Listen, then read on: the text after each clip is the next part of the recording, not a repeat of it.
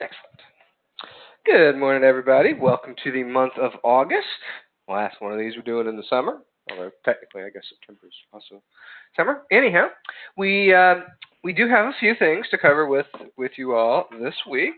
We're going to kind of skip around a little bit. The top thing we're waiting on somebody to talk about. So we're going to start on something that we added to sort of help you all out with tracking what programs you've looked at and which ones we are changing around and which ones we need to look at in the future. So, a month or two ago, we talked about how I've added this view to Care Director that shows you stuff that you haven't updated in like a year. And then I've got one for 6 months and some other places.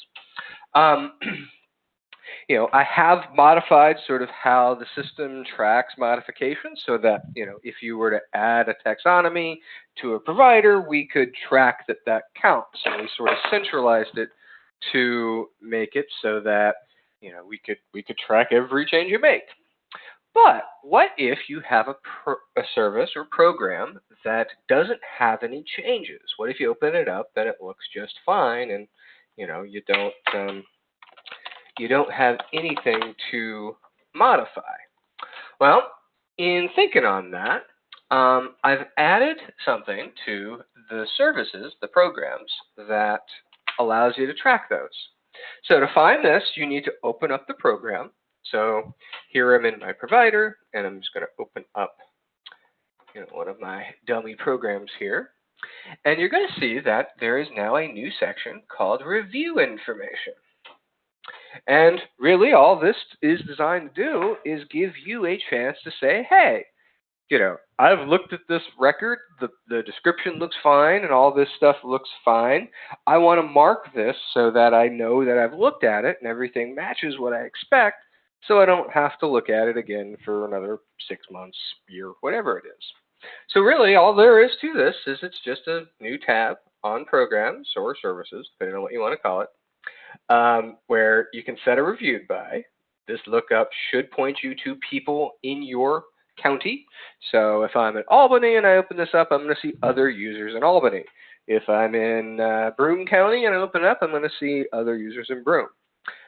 It defaults to be the folks that you actually interact with. So like here, I'm going to select April, and I just need to set a date that I did it on. And I can then save this. And of course, I've got a record that I don't have anything in. I can save this. And then, it'll just mark that this has been looked at or reviewed, today.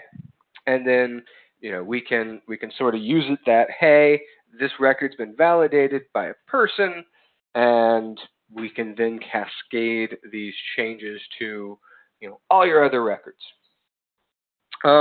There is one thing to be aware of. I did not populate this on existing records, meaning that you very likely have modified a program in the last 6 months. When you come into there, you're not going to find this field populated.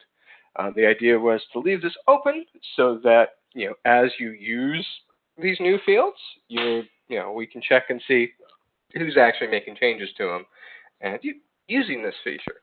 Andy, I wanted to point out that it still will show the audit history, though. Yes, we still have, and really, the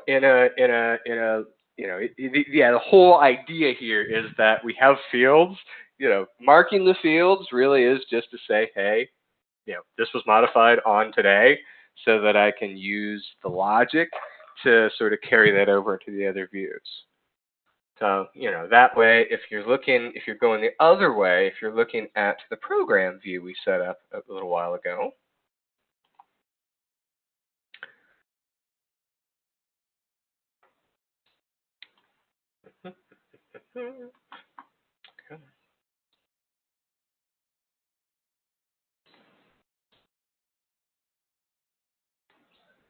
we have views in here that have,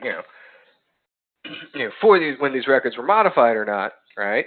In a world where gee, I've looked at this record, everything looks great, I don't know what else I can change, I've already done my taxonomy updates and all that, it just gives you an opportunity to mark them so that you can say, hey, I looked at this, and you don't have to look at it again until, the next cycle. Typically, or at least, what we're recommending is that, we try to look at every service or program within a year. So this will give us the ability to know what records we've looked at and which records we have not. All right, let's see what questions we got, because I just heard it. Somebody's saying that the sound is bad, that there's an echo and garble, but Martha, the sound is fine on my end. Please let me know if anybody else is having an issue.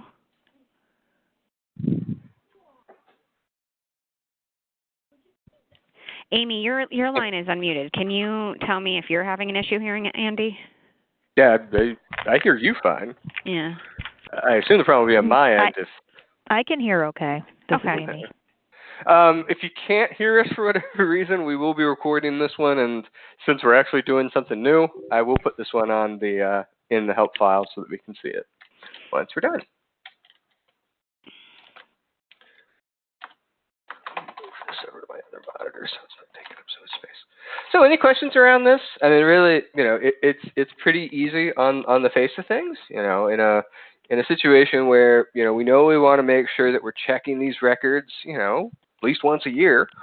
I wanted to give the ability of checking stuff that you might not need to change. So that's the idea here, was to give us those fields so that you can mark if you don't have a change to make.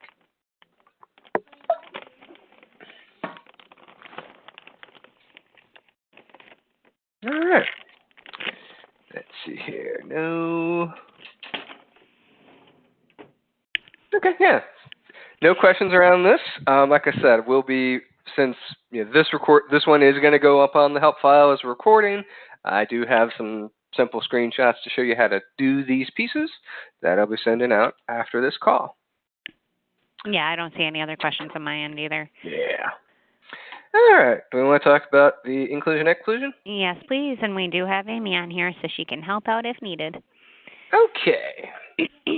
So we will also be sending out this new inclusion-exclusion policy. This is something that Jessica did the most of the work on. Actually, it was Amy. Okay, Amy did most of the work on to get us basically a policy of when we decide to put something in the directory or not. Sort of give us an idea of, what makes something important to show up in the directory or not. Anything else we should be saying on this? Aim, I don't know if you want to add anything, but we basically made it, and so the last inclusion-exclusion criteria that was developed was back, I believe, in 2009. It was very simplistic, so we made it a little easier for you to read and to go through and identify what belongs. There are 3 tabs. You'll notice on the bottom, there's one that says inclusion guidance, and then there's a separate tab for exclusion guidance. And then there's a quality check tab. So it makes it, I think it's much easier to read than the old inclusion-exclusion. So with that said, Aim, is there anything else that you wanted to add? No, I think that that kind of sums it up. We also tried to include use case scenarios. So with each, at the top of each criteria, there's a specific resource that we added, and whether or not it met the inclusion or exclusion criteria and which criteria it met if it did. So that kind of, hopefully will just provide an example for those of you who are going to be adding the information to the directory if there's any questions.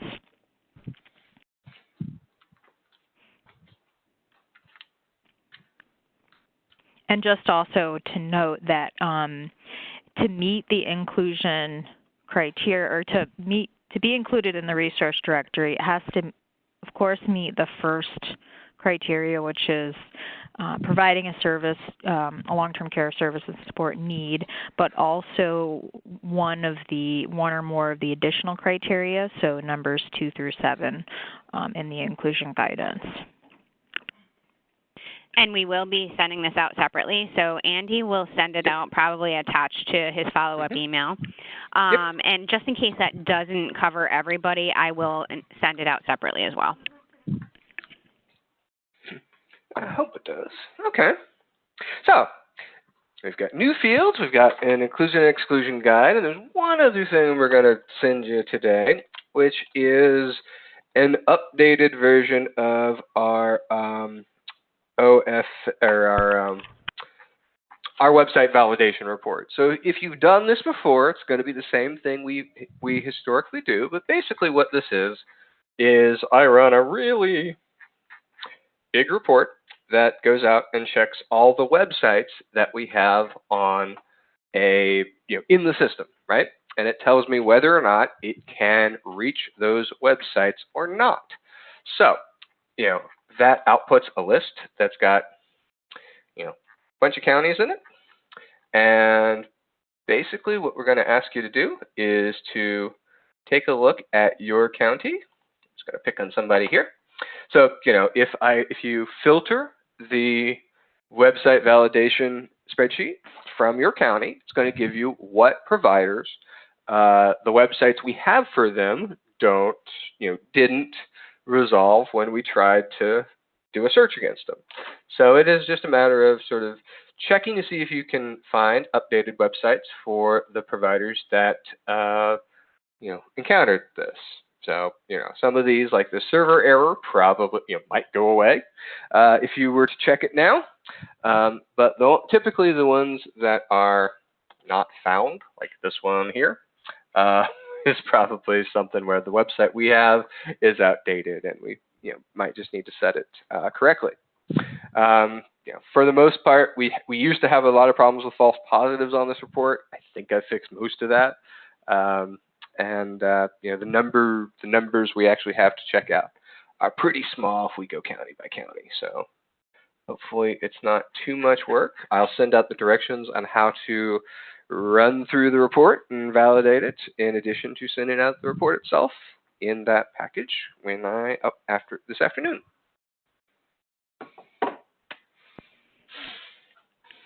Any questions around that? Yeah, if you have any questions, please don't forget that you can write anything into the chat. Yeah. Any questions about anything else? Mm-hmm.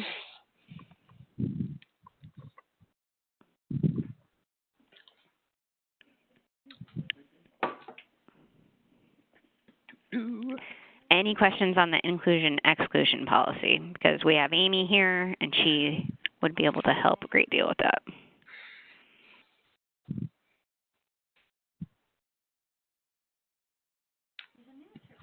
Okay. All right. I'm just going to give it a minute, though. Yeah. Sometimes it takes a little bit for them to type, I'm hoping.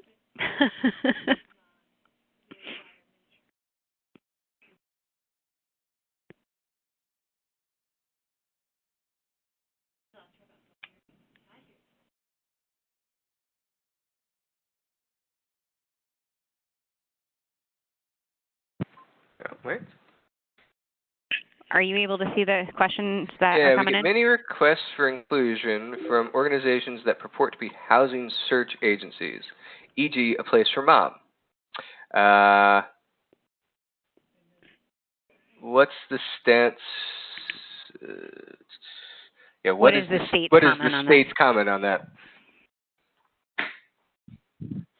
So, AIM, the question is, we get a lot of requests for inclusion from organizations that purport to be housing search agencies, e.g. a place for mom. I would say that I'm not sure if they're a for-profit agency, but if they are, they would have to provide a service that is unique to the community.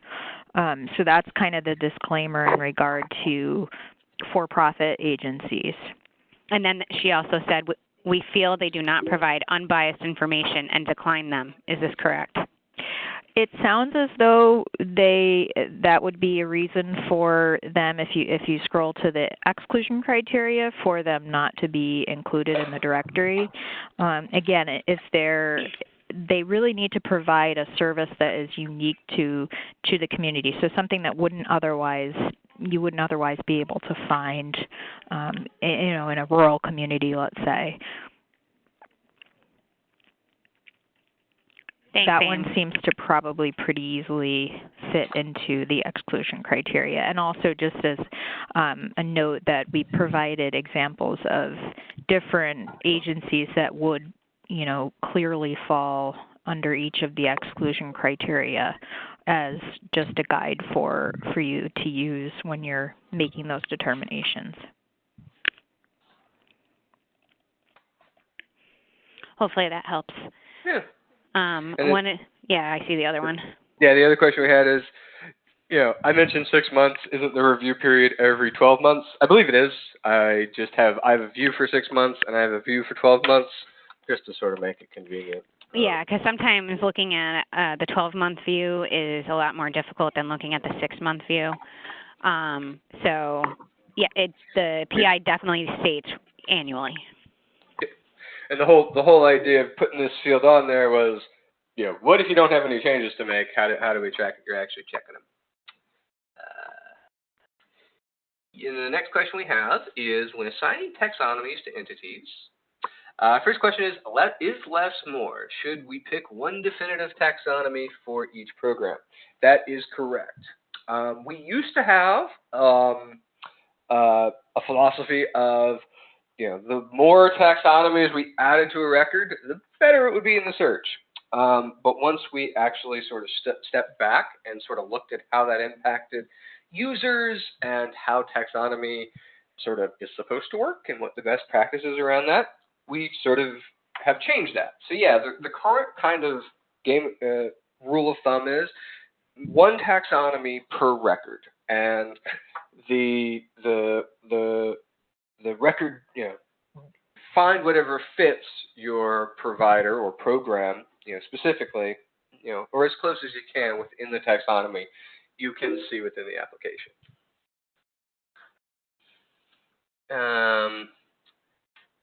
There is we did do a cleanup a while back of checking records with more than one taxonomy.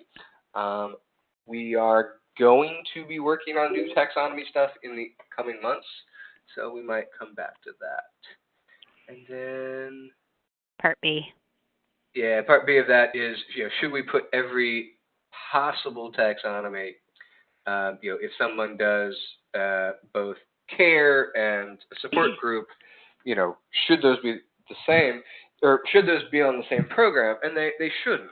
If care and your support group are two separate things provided by the same provider, it sounds like they might just need to be, multiple programs within the same provider.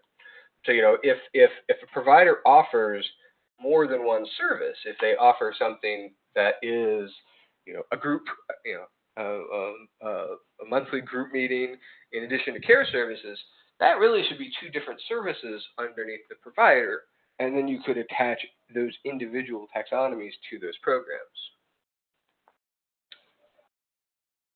I hope that makes sense. If not, let me know. It made sense to me. Yeah. Let's see. Okay, next question. Yeah, how do we classify programs that have no taxonomy listed? Should we not be pulling those in the directory? So, for starters, if you have a service or program without a taxonomy, it's going to be a bit hard to show up in the directory anyway, because you would have to search for it via the name itself. So, here's just one I have for testing, right? It's called Audit Demo. If I don't have any taxonomies on here, let me just delete this so I don't have any taxonomies on here. It would only show up if I searched for the name of the service. So it is a decent idea to have the single taxonomy on the record. If we don't have yeah, just find the taxonomy that closely matches what the service is and what it does. And if you're looking for something and it's like, gee, I can't find it in the taxonomy, and we can always pick what's broadest, it falls under the category, and then add AKAs to be more specific as to what comes up in the keywords. With that said, can you just explain a little bit about how the levels work again, so that way they have an understanding if they choose a higher level? Yeah, so like if you were to peek under the hood of taxonomy, and I do believe I have a dashboard that shows this. I think. Yeah, here we go.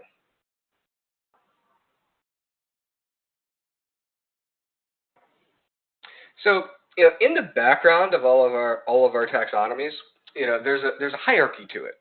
And typically you don't really need to know what this hierarchy does or where it lands, but if I were to put, say, a very specific taxonomy against something, let's say I put, that's not a good one. We do food pantries, right? So if I put food pantries as my taxonomy term, it's going to come up in a search results if someone does a search for food, emergency food, or food pantries. Because when we are searching for something in the directory, we pull in the type of records above it in addition to the term itself.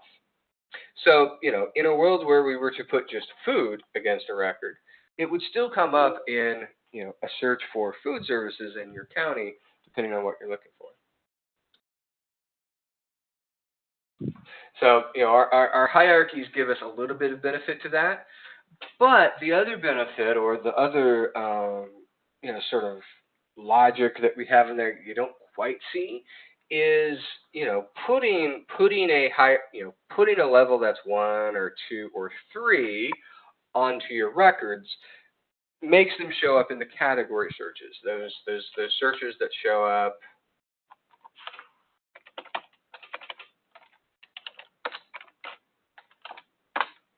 on that right-hand side that gives us, do you know what you're looking for, right? Like these are configured on the back end of the application, almost kind of hidden, to where, you can put in one of these broad categories here, and it'll let you, it's what populates the stuff that we've got into our categories for items there.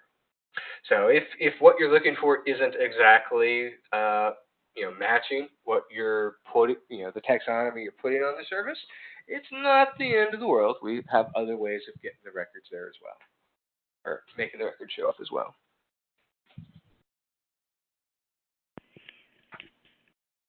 Okay. You ready for the next one? Yeah, go for it. The next one says, what if you cannot find appropriate taxonomy? For example, ESL programs, what should be done there? So I just wanted to clarify with that one. Are you referring to English as a second language program? Should have something like language services or... Yeah, I'm trying to make sure I'm referring to the same. Yes.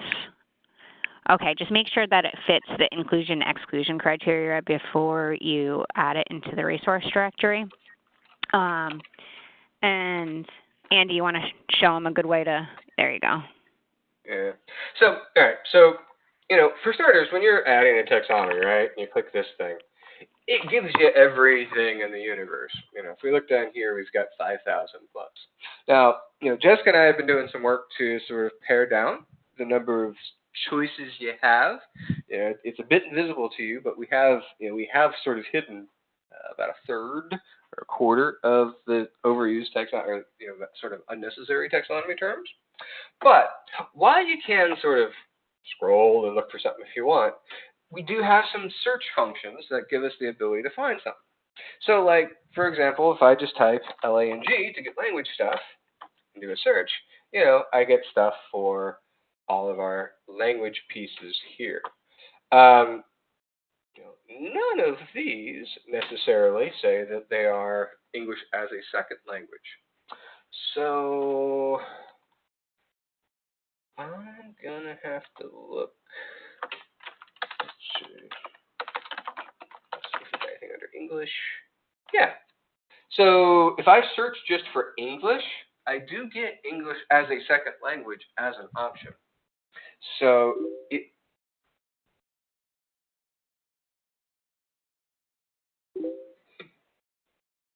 that was another question, Andy. Yeah, Go yeah. ahead. So I do think for this one, just search what you're looking for, and if you're not finding it just by the terms, you also can do what's called a wildcard search, right? So if I just do an asterisk, LANG, and an asterisk, it goes in and it's going to search everything that has that term in it, so it might be able to be found there as well.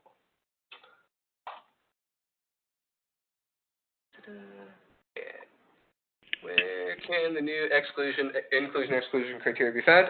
I'm going to package up sort of the pieces we did today, and I'll be including that in my follow-up notes from today.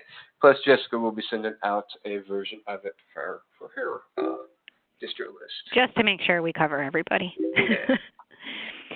Okay, next question. Services that are long-term support services.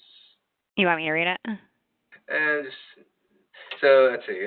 This is working with disability community rather than senior population. There are services that are long-term supports and services that help people remain independent that are not included. Will these additions to the taxonomies or items like these that are not senior-oriented? What are you thinking, Jessica? The inclusion-exclusion criteria should cover more than just the seniors, older adults. It should definitely cover a wider variety. Aim, I'm not sure if you want to. Yeah, I mean, if it definitely is all-encompassing. The wording in that question referenced the taxonomy, so I'm not sure if that's what the question was referring to, or if it was actually the inclusion-exclusion policy. But if it's referencing the inclusion-exclusion policy, it's all-encompassing. Oh, they are referring to the taxonomy. Yeah, there's nothing taxonomy in the should definitely cover more than just seniors. Taxonomy is more or less neutral. Yeah. It's not like we have stuff earmarked for this is seniors, this is children, this is disabled folks. The same taxonomy that we do use for, might overlap, right? Like the same term might be used for someone with developmental disabilities as opposed to someone in senior services. But yeah, they're not earmarked specifically for those needs. They should be universal.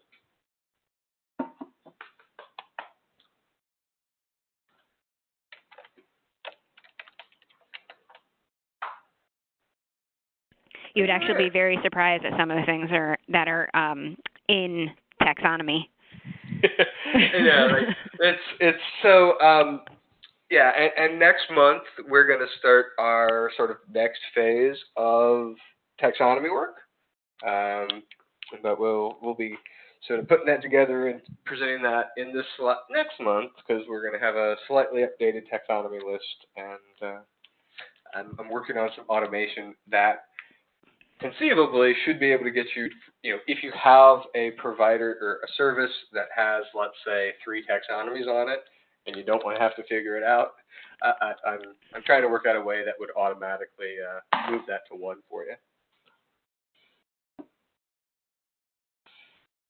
And I just wanted to add that if you're referring to the taxonomy guide and you don't see something on the guide, the guide is not all-encompassing of everything yet. We still have a ways to go. So if you don't see something that's on there, you can always do a search within the actual taxonomy search that Andy showed you on how to do that.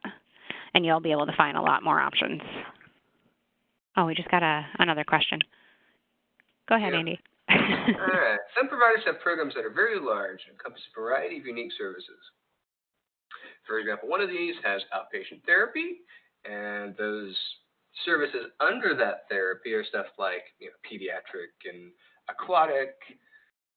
What would be more helpful for content for the resource directory users? That's a good question.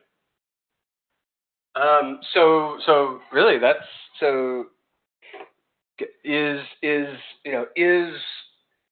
I mean, it sounds to me like that would be I don't know, are the types of therapy independent services, or is the fact that they offer therapy something that we should have a single program for, and then put in stuff like the aquatic therapy as an AKA? I mean, they could also add, say, a provider that's Citron, and then add a Citron outpatient therapy, and then add the programs that they offer underneath it. That's another option. Yeah. So from the perspective of we want this provider's services to come up in a search, you could do it one of two ways. From a use standpoint, or from a hey, what comes up in an INA search, there really isn't much of a difference between putting a single program in for occupational therapy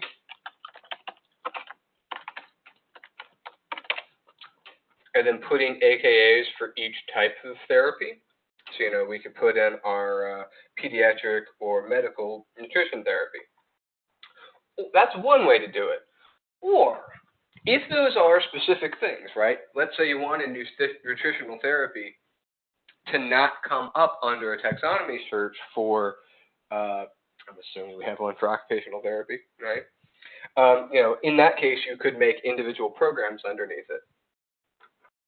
So it both would bring stuff up in searches. Either make a single program, put your taxonomy to be pretty broad, therapy in this case, and then put your AKAs for the specific type of therapies. That's one way. The other way would be make your provider and then make programs under each one of those for each type of therapy. That would give you a little bit more control as far as, we might have pediatric therapy or nutrition, a nutrition taxonomy that better fits what the program does, as opposed to having a single occupational therapy program and doing it by AKAs. Both will come up in search results. Breaking that out into individual programs might give you a little bit more option as far as I want to specify that this is nutritional stuff, not physical therapy or what have you. Woo-hoo. All right. Anything else? While we're on a roll. These have been some great questions today, Yeah. so thank you. Anytime I spend more than 10 minutes on this call, I'm pretty happy. Any other questions?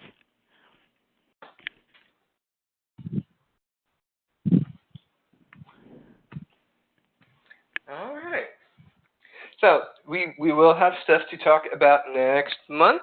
I look forward to having folks use the new stuff that we've put in place. Again, it's mostly to help you just track what you're looking at and not have to keep track of stuff that you don't need to change. Just a reminder that if you're new to the system, if you've never touched it before, or if you want to refresh as to how things work, next week I do sort of our typical introduction class, and I'm always looking for people to do the talking instead of me. So if you're interested in doing that, reach out, and the link will be in the notes we send out after this call. In addition, I'll send you sort of the directions on where these review buttons are and how to use them, along with the website report. And next month we'll start talking about taxonomy again, as we continue to work to get these things cleaned up and a little bit more streamlined to make it easier for you.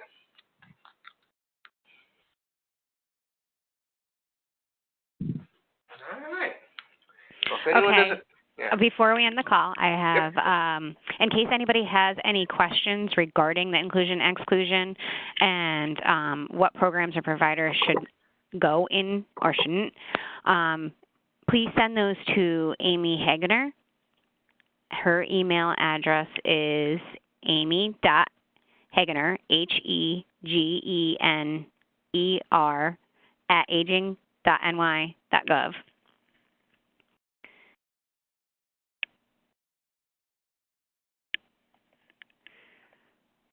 And she'll be able to help you. And you can always CC me on them as well.